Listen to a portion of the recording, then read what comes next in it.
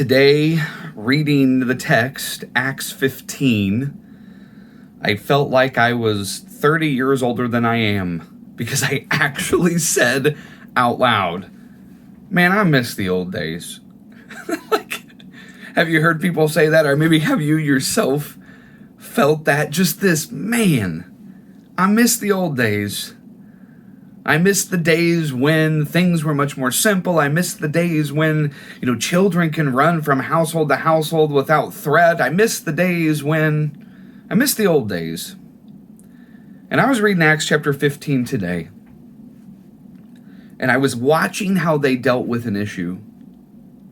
And my thought was, dang, I miss the old days. I wish in the church today that we dealt with issues the way that the church did in Acts 15.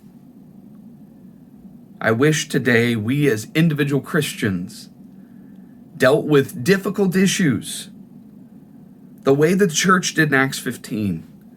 Because there's one ingredient that I see repeated over and over and over in Acts 15 that seems to be absent in many of our individual lives and in our communities today, whether we're talking Christian or even non-Christian. And the one ingredient is listening.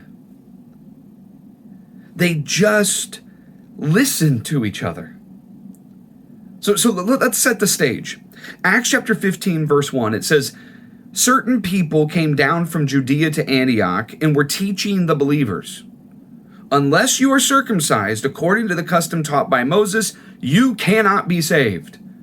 Now, what's fascinating is that I've been taught, or I've heard in sermons before, that this is a case of legalism. Now, as I've told you in other videos, like I myself am a recovering legalist, and I feel like I can smell legalism a mile away, and this just didn't smell like legalism.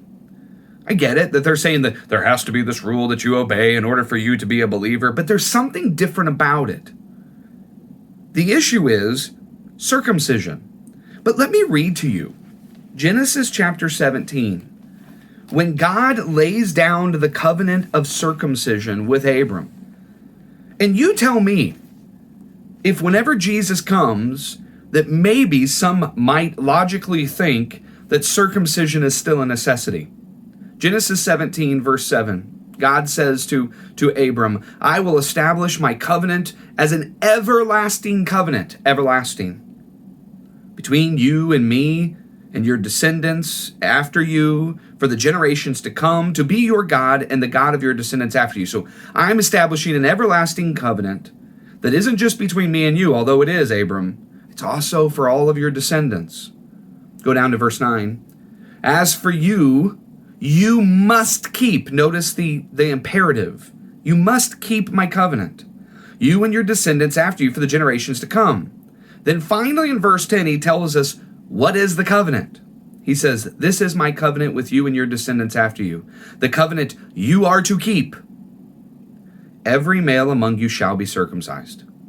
Now notice, all the way back in verse 7, it calls this covenant everlasting. And he's emphasizing you must keep it. He's even saying you must pass it down from generation to generation.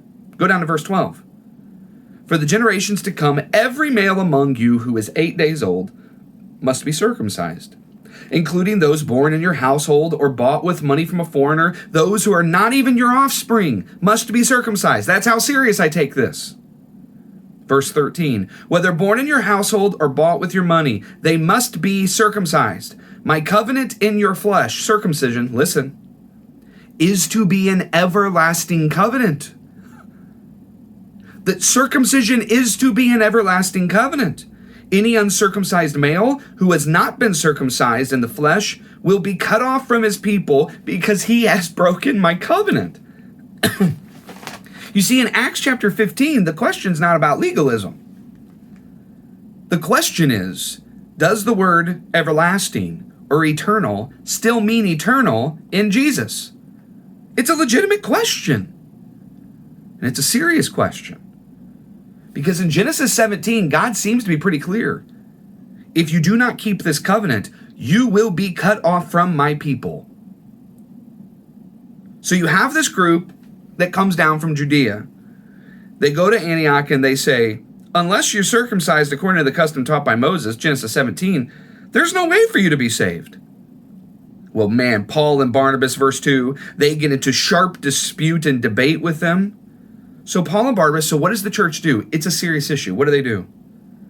They appoint Paul and Barnabas, along with some other believers, to go to Jerusalem to see the apostles and elders about this question. They go to a place where everyone can listen, can talk through the nuances, wrestle with the difficulties.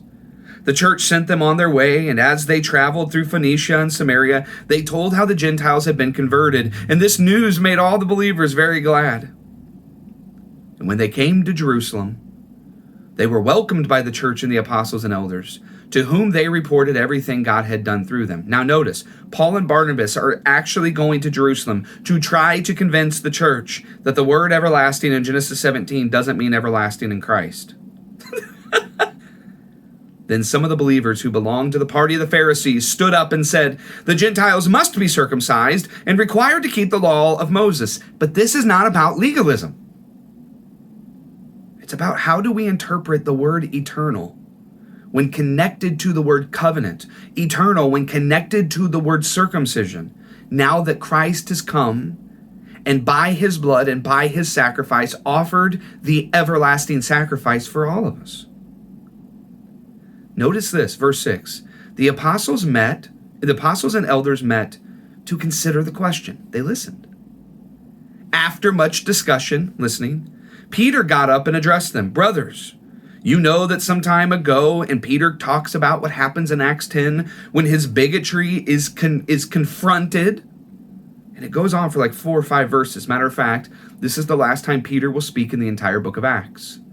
And I love that, because Luke has orchestrated that the very last thing that Peter says is an advocacy, is Peter admonishing for them to embrace the Gentiles. And as a Gentile, I'm very thankful for that.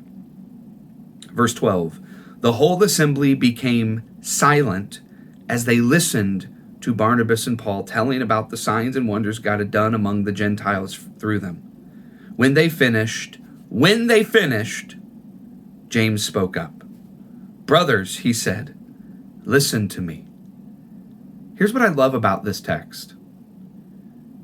It is Christians that have a serious question, and space is created for them in the church to listen and then to respond. Can I just say this? Our world struggles with listening. Matter of fact, I believe that's how Satan wants it. He doesn't want us to listen to our brothers and sisters in Christ. He doesn't want us to listen to the fellow humanity who is around us. He wants us to yell our opinion so loud, whether on social media or in the faces of others, that no one can hear either side. So here's my challenge for you this week. Reclaim the wisdom of the original church and learn how to listen. Even if the issues are difficult, even if you have a vested interest, even if you are passionately against what is being said, learn to listen.